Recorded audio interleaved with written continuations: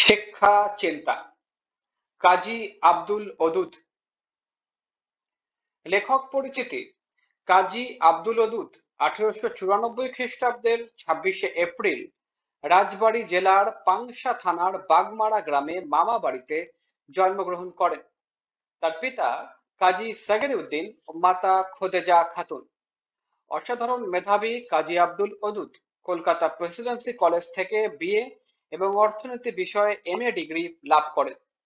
Presidency কলেজে নেতাজি সুভাষচন্দ্র বসু, বিচারপতি রমাপ্রসাদ মুখোপাধ্যায়, বিচারপতি আমিন আহমদ প্রমুখ তার সহপাঠী ছিলেন। তিনি সংস্কৃত, ফার্সি, উর্দু ও আরবি ভাষায়ও দক্ষতা অর্জন করেন। ছাত্রাবস্থায়ও তিনি রবীন্দ্রভক্ত হন এবং সাহিত্য চর্চা শুরু করেন।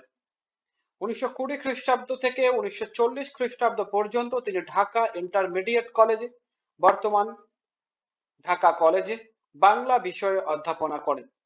এ সময় ঢাকায় মুসলিম সাহিত্য সমাজ প্রতিষ্ঠিত হয়।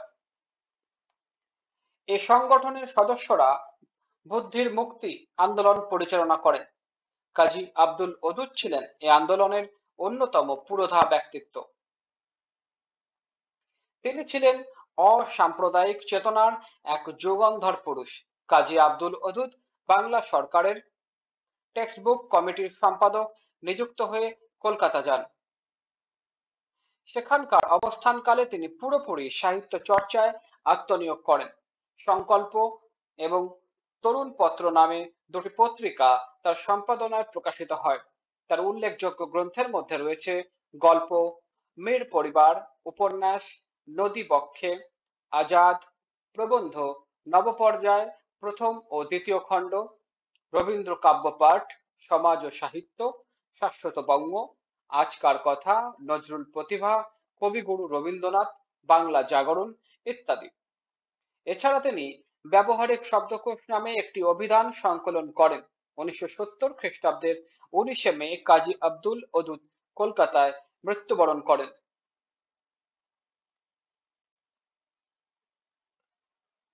বর্তমান জগতে মানুষের জীবন বড় জটিল ও অস্বস্তিপূর্ণ হয়ে পড়েছে। কি তার জন্য কাম্য, কি নয়, এই নিয়ে পণ্ডিতে পণ্ডিতে মতভেদের আর অন্ত নেই।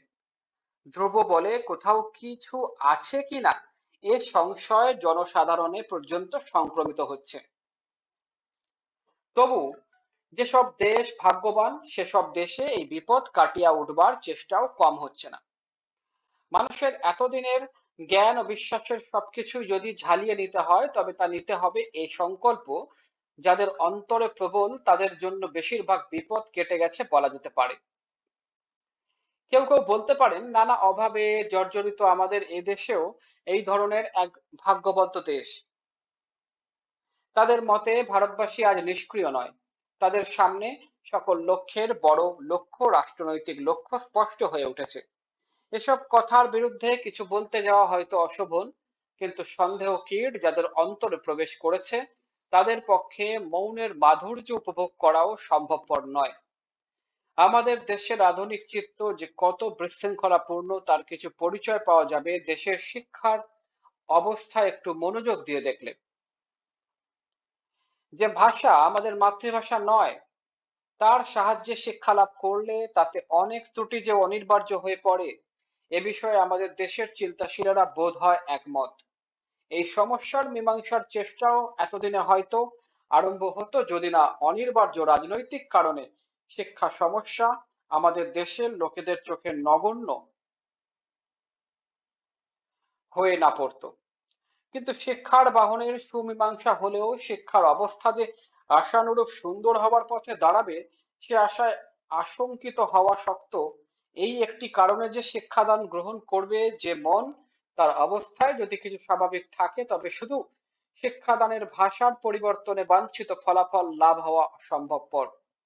এই সুব্যবস্থিত মনের অভাব নানা কারণে শিক্ষার্থীদের মধ্যে সুপ্রকট হয়ে উঠেছে। এই অভিযোগ আজকাল শিক্ষার্থীদের গুরুজনের অনেকেরই মুখে শোনা যায়। কিন্তু সমস্যা যদি এই হতো তবে ব্যাপার মোটেই কঠিন হতো না। কেননা জ্ঞানের ক্ষেত্রে যারা প্রবেশার্থী তাদের ত্রুটি নগণ্য। এই মনের গন্ডগোল আমাদের দেশে এর চাইতেও জটিল। এ ব্যাধিতে হয়তো বেশি করে ভুগছেন শিক্ষার্থীদের গুরুস্থানীয়রাই। এই ব্যাধি দেশের গুরুস্থানীয়দের আক্রমণ করেছে এইসব দিক থেকে: প্রাচ্য ও পাশ্চাত্য জীবনযাপন প্রণালীর সংঘর্ষ। একালের প্রাচ্য জীবনে যেসব চিন্তাধারা ধীরে ধীরে আত্মপ্রকাশ করছে, দেশের বৃহত্তর জীবনের সঙ্গে সেসবের কি যোগ? সেসব অনুধাবনে অনিচ্ছা, দারিদ্র্য। অনেক শিক্ষিত ব্যক্তিকে বলতে শুনেছি, পাশ্চাত্য প্রভাবে আমরা জীবনে আদর্শহীন হয়ে পড়েছি বেশি, কিন্তু পাশ্চাত্য লোকেরা বাস্তবিকই তো আদর্শহীন নন। আর পাশ্চাত্য আদর্শের পরিবর্তে অন্য আদর্শ, তা হোক না দেশের প্রাচীন আদর্শ, তারা সর্বান্তকরণে গ্রহণ করেন কেন? এ সম্পর্কে কোনো সন্তোষজনক উত্তর তাদের মুখে শুনিনি।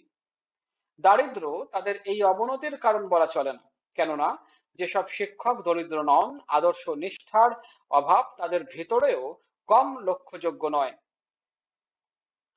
কিন্তু পাশ্চাত্য প্রভাব ও দারিদ্র্য আমাদের জীবনে যে বিশৃঙ্খলা এনে দিয়েছে, তার চাইতে অনেক বেশি বিশৃঙ্খলা এনে দিয়েছে একালে আমাদের দেশে যেসব চিন্তাশীলের জন্ম হয়েছে তাদের প্রভাব। প্রতিভাবান, শক্তিমান নিশ্চয়ই, কিন্তু তার সাহচর্য বা অনুবর্তিতা করতে হয় সজাগভাবে। কেননা শক্তিমান বলেই ব্যক্তিত্বেও বিশেষত্ব বর্জিত তিনি নন, আর সে বিশেষত্ব যুগ ধর্মের প্রভাবে গঠিত। তাই এক যুগের মহাপুরুষের অনুবর্তিতা অন্য যুগের লোকদের করতে হয় যথেষ্ট সচেতন হয়ে। নইলে তাদের জন্য যেটি সবচাইতে বাঞ্ছিত, তাদের যুগের সমসাময়িক জগতে তাদের জীবনকে সার্থক করা, তা থেকেই তারা বঞ্চিত হন। সার্থক জীবনযাত্রার জন্য বিচার পরায়ণতা আমাদের চাই। তা যত ভুল ত্রুটির ভিতর দিয়েই সে বিচার চলুক, সেই বড় প্রয়োজন। শিক্ষকরা এমনি গন্ডগোল সমাধান করতে পারছেন না বা করছেন না। শিক্ষকরা এই মানসিক বিশৃঙ্খলার জন্য যথেষ্ট অস্বস্তি অনুভব করছেন না কেন, তার দুটি কারণ নির্দেশ করা যেতে পারে। একটি, দেশের রাজনৈতিক গন্ডগোল, সেই গন্ডগোল আত্ম অন্বেষণ প্রায় অসম্ভব। অপরটি, জনসাধারণের অজ্ঞতা ও ঔদাসীন্য। পুত্র কন্যার শিক্ষাদানে যে অর্থ ব্যয় তাদের হচ্ছে, তার বিনিময়ে তারা কি পাচ্ছেন, এ প্রশ্ন তারা নিজেদের ভালো করে করতে পারছেন না। এজন্য যে কিছুদিন আগেও বিশ্ববিদ্যালয়ের সনদ জোগাড় করতে পারলেই অন্যের ব্যবস্থা এরকম হতে পারত, সেই মোহ আজও পুরোপুরি কাটেনি। শিক্ষার উদ্দেশ্য জ্ঞানার্জন নিশ্চয়ই, কিন্তু সদুপায়ে অর্থাৎ জন্য ঘৃণার সামগ্রী আদৌ নয়। শিক্ষার উদ্দেশ্য যদি হয় মানুষের ভেতরকার সুপ্ত সৃষ্টি শক্তিকে সচেতন করা, তবে যে শিক্ষা মানুষের প্রয়োজনীয় জীবিকা আহরণের জন্য সাহায্য করে না, সে শিক্ষা কেন আদৌ শিক্ষা নামে খ্যাত হবে? এ প্রশ্ন জনসাধারণের মনে জাগলে শিক্ষকদের হুঁশিয়ার হয়ে উঠতে হবে অনেকখানি। কিন্তু দায়িত্ব মানুষ গ্রহণ করতে পারে, ইচ্ছুক হয়ে বা অনিচ্ছুক হয়ে। দেশের জনসাধারণ যখন দেশের শিক্ষকদের প্রদত্ত শিক্ষার মূল্য যাচাই করতে চাইবেন, তখন সে পরীক্ষা যদি তারা শ্রদ্ধার ভাবে গ্রহণ করতে পারেন, তবেই সেইটিই হবে দেশের জন্য কল্যাণকর। সমুদ্রগামী জাহাজের জন্য যেমন নাবিক, সমাজ বা দেশের পক্ষেও তেমনি শিক্ষক। আরোহীরা কত বিচিত্র খেয়াল ও খুশির ভিতর দিয়ে দিন কাটাতে থাকেন, নাবিকরা সেসব দেখেন। সময় সময় তাদের বুকও আন্দোলিত হয়, তবু জাহাজ চালনা তাদের বড় লক্ষ্য। এ ব্যাপারে ভুল হওয়া মারাত্মক। সমাজ বা দেশের বিচিত্র জীবনযাত্রাও তেমনি শিক্ষকের বুকে স্পন্দন জাগাতে পারে, কিন্তু সর্বাগ্রে তিনি শিক্ষক। মানুষের মনের লালন শৃঙ্খলা বিধান তার বড় কাজ, এবং সেজন্য তিনি স্বদেশ প্রেমিক বা বিশেষ ধর্মপ্রেমিক ইত্যাদি যাই হন, তার উপরে তিনি বৈজ্ঞানিক, ম্যান অফ সায়েন্স। বিচার বুদ্ধি তার শ্রেষ্ঠ অবলম্বন। একথা বিস্তৃত হলে মানুষের সেবাও আর তার দ্বারা হয় না। আমাদের দেশের শিক্ষক সমাজ আর আজ মনোজীবী নন, বড়জোর ভাবপ্রবণ মনে হয়। শিক্ষা ব্যাপারে এ একটা বিষম সংকট। মুসলিম সাহিত্য সমাজের ষষ্ঠ বার্ষিক অধিবেশনে পঠিত, চৈত্র 1338। শব্দার্থ ও টিকা। ধ্রুব চিরন্তন, সংক্রমিত প্রভাবিত, সংশয় দ্বিধা।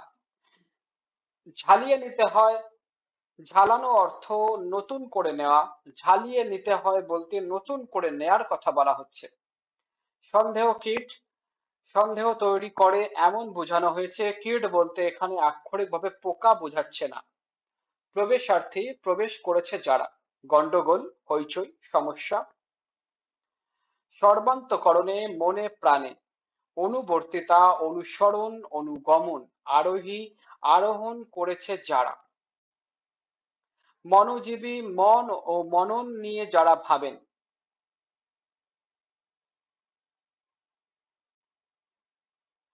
পাঠ পরিচিতি। শিক্ষা মানুষের মৌলিক অধিকার। মানুষের চিন্তা ও কল্পনা, যুক্তি ও বুদ্ধির বিকাশ ঘটায় শিক্ষা। কিন্তু শিক্ষা প্রসঙ্গে অনেক ধরনের বিতর্ক আছে। কেউ মনে করেন দেশের রাজনৈতিক পরিস্থিতি শিক্ষার স্বাভাবিক বিকাশে বাধা সৃষ্টি করছে। কারো মতে মাতৃভাষায় শিক্ষা না দেওয়ায় শিক্ষাদান যথার্থ হয় না। অনেকে মনে করেন পাশ্চাত্য শিক্ষার প্রভাবে আমাদের জীবন আদর্শহীন পড়েছে। কারো মতে দারিদ্র্য শিক্ষার পথে বাধা। কেউ কেউ তাই মনে করেন শিক্ষা হয়ে উঠবে অর্থ উপার্জনের উপায়। কাজী আব্দুল ওদুদ এই বিতর্কগুলো উপস্থাপন করেছেন, পাশাপাশি দেখিয়েছেন শিক্ষক বৃন্দ এই ধরনের বিতর্কের সমাধান দিতে পারছেন না, কারণ তারাও সামাজিক অর্থনৈতিক সমস্যা দ্বারা প্রভাবিত হয়েছেন। তাদের দৃষ্টিভঙ্গিতেও থেকে যাচ্ছে সংকট। প্রকৃতপক্ষে শিক্ষকের একার পক্ষে শিক্ষা ব্যবস্থার সামগ্রিক পরিবর্তন আনা সম্ভব নয়। শিক্ষা বিষয়ে বিভিন্ন জনের বিভিন্ন রকম দাবি। শিক্ষা ও শিক্ষক সবার সব ধরনের দাবি মেটাতে সক্ষম নয়, এটা স্বাভাবিক।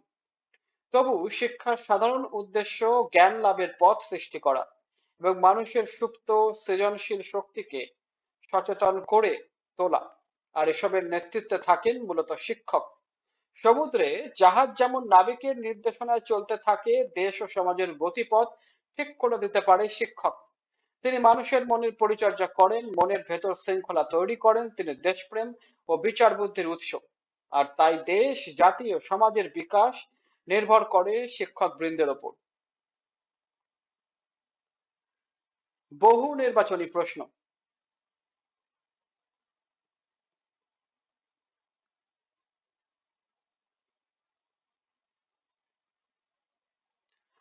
সৃজনশীল প্রশ্ন।